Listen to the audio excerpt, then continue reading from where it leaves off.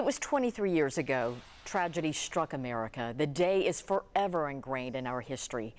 A group of hijackers flew 2 planes into the World Trade Center in New York, a third into the Pentagon in Washington, and a 4th crashed in rural Pennsylvania. At least 2,900 people were killed, thousands more injured.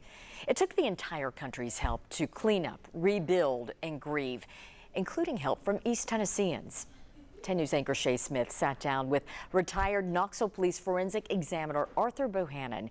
He worked at Ground Zero after the Twin Towers collapsed. On today's anniversary, he reflects on the toll of the attacks and the impact it had on first responders both mentally and physically.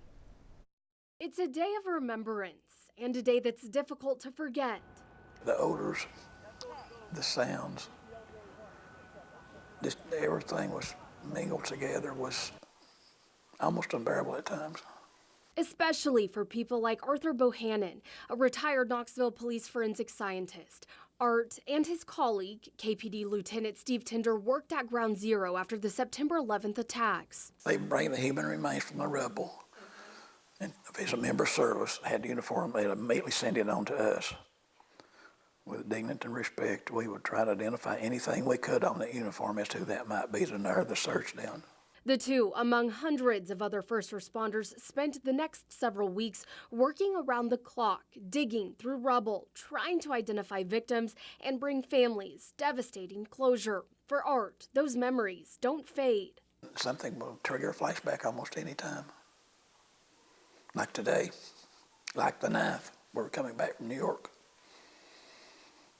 So little things like that trigger flashbacks that you can't get them out of your mind, you can't. But now it's not just memories that linger. Art says he has 6 certified health issues from working at the World Trade Center, and his best friend Steve was diagnosed with cancer. He's just a good soul. Next to the last conversation I had with Steve, he said, you know, I'm dying. What am I going to see when I get there? Steve passed away in March. Despite the health issues Art has from working at Ground Zero, he says he has no regrets. If you could go back, would you change anything? No. Art says he hasn't been back to Manhattan since, but a part of him never really left. I'll never go back. I'll never go back. I gave my all there. When Shay asked Bohannon where he gets his strength, he had one answer: God.